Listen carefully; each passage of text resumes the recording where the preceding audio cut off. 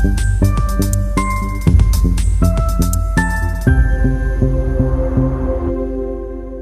everyone, welcome back to the Let's Talk English podcast, your favorite place to learn real English through real conversations and real feelings at the same time. Yeah, welcome. If you are walking, cooking, or sitting somewhere pretending to be busy, we see you, and we are very happy you are here.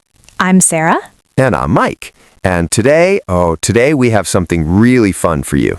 Yes, because today's topic is something every English learner struggles with, like really struggles.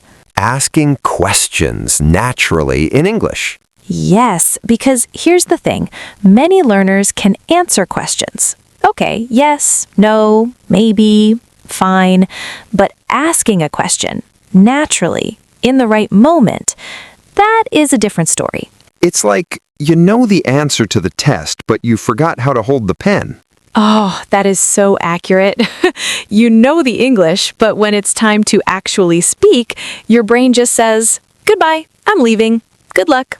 Exactly, and the result is you stay quiet. You smile and nod. You pretend you understood everything when inside you're thinking, what did they just say? What is happening? Who are these people?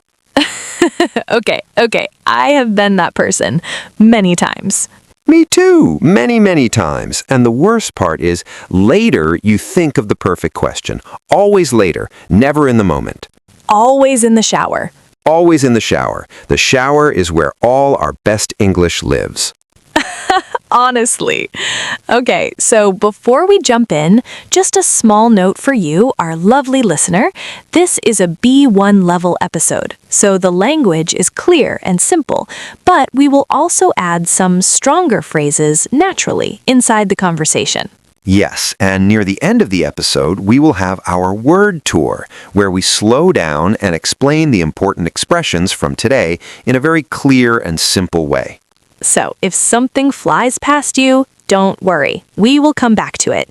Just relax and enjoy the conversation. Yes, and if you are enjoying this cozy English space, please subscribe to Let's Talk English and tap like on this episode. It really helps more learners find us.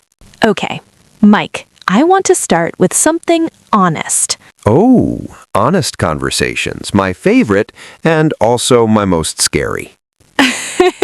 So, tell me, when you were learning English, were you the type who asked a lot of questions, or were you the quiet one in the corner? Quiet one. Definite quiet one. I was so quiet, I think my English teacher forgot I existed. No. I am not joking. One time she was doing attendance, she called my name, I said here, and she still looked around the room like, where is Mike? Has anyone seen Mike? Oh no, that is so sad and so funny at the same time. Thank you. It was both. But yes, I never asked questions because I was scared. What if my question is stupid? What if people laugh? What if I say it wrong and everyone looks at me? Ah, yes, the famous triple fear. What if it's stupid? What if I say it wrong? And what if everyone stares? Exactly. So I just stayed silent, smiled, and Googled everything at home later. Okay, that is very relatable. I was a little different, though. I asked questions, but they always sounded very robotic. Robotic? Like a robot? Yes, like, excuse me, can you please tell me, where is the bathroom? Thank you.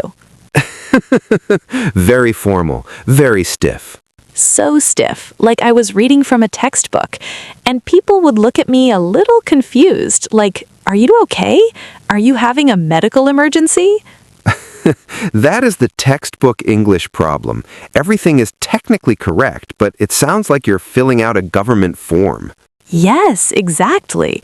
And natural English, real English, it doesn't sound like that at all. No, real questions have rhythm, feeling, sometimes a little or so at the beginning. Yes, and this is what we want to talk about today. How to ask questions in a way that sounds natural, warm, human. Not like a government form. Not like a government form. Okay, so let's start with the most basic thing. Why do people struggle with asking questions in English? Okay, so I think the biggest reason is we learned questions from grammar books, right? In school, the teacher says question structure is question word, then auxiliary verb, then subject, then main verb. Ah, yes, the formula. The formula. And so we're in our head doing math. What plus do plus you plus like. Did plus she plus go. Where plus he plus is. And by the time you finish the math, the conversation has moved on. Someone is already talking about something completely different. And you're still standing there solving your equation. With your calculator. Wait, I almost have my question ready. Exactly. So the formula is useful to learn the structure, but in real life, you need to feel the question, not calculate it. Oh, I really like that. Feel the question, not calculate it. And here's something interesting. In natural spoken English, we actually break the grammar rules sometimes, and it still sounds perfectly fine. Really? Like how? Okay, so technically, the correct question is, where are you going, right? But in real conversation, someone might just say, you going somewhere? Oh, yes. Or everything okay? Instead of, is everything okay? Yes, in casual English, the is just disappears and nobody notices. Because the tone carries the meaning. Your voice goes up a little at the end, and everyone knows it's a question. Exactly. Your tone is doing the grammar work. Okay, that is actually really freeing, because I think a lot of learners feel like every question has to be perfect, every word in the right place. And that pressure, that fear, that is what makes them freeze. That is what makes them go silent. Yes, and then the moment passes and they think, I should have just asked. Always should have asked. Never, I asked and it went wrong. The fear is almost always bigger than the actual thing. Okay, so Mike, let's talk about some real phrases. Like, what are some natural ways to start a question in English? Okay, great. So one of my absolute favorites is starting with so. Oh yes, so is magical. It really is. Instead of just, what do you do for work, which sounds a little cold and direct. Like an interview. Like a job interview, yes. You can say, so, what do you do? And suddenly it feels warm, casual, like you're genuinely curious. And so gives you a half second to breathe before the question, which is very helpful when your brain is a little nervous. Yes, it's like a tiny bridge. So, okay, I'm here, I'm speaking. Here comes my question. Another one I love is, I was just wondering. Oh, yes, that one is so smooth. Right? I was just wondering, do you know a good place to eat near here? It sounds so natural, not pushy, not too formal. And the word just in there, it softens everything. Like, don't worry, it's a small question. I'm not interrogating you. Yes, just makes you sound very relaxed and easy. Even if inside you are absolutely panicking. Even if inside it's a full emergency, but on the outside, very calm. I was just wondering. Okay, so we talked about starting questions naturally, but what about follow-up questions? Because this is where I really used to struggle. Oh, yes, because starting a conversation is one thing, but keeping it going, that is a whole different skill. Yes, because if you can't do the follow-up, the conversation just dies. Awkward silence, everybody stares at their phone. The phone becomes very interesting suddenly. Okay, so the best follow-up questions are actually the simplest ones, like just, really? Oh, yes, really is so underrated. Someone says something, you say, really? They keep talking. You didn't even need a full question. And another one? And then what happened? Gold. Absolute gold. Everybody loves answering that. Yes, people love telling their story. You just have to give them the door. And one more I use a lot. What do you mean exactly? Ah, yes. Learners are scared to ask this. They think people will know I didn't understand. But native speakers ask this all the time. It doesn't mean low English. It means you are actually listening. Engaged English. I like that. Okay, now question tags. Don't run away. Stay with us, because question tags are everywhere in natural English. So a question tag is when you add a small question at the end of a statement, like, It's cold today, isn't it? So, isn't it is the tag. Yes, or you like coffee, don't you? You're not asking seriously, you're just inviting the other person to agree. It is very warm, very friendly. So, it is basically saying, right? Am I right? Exactly like that. Social glue. That is what question tags are. I love that. Social glue.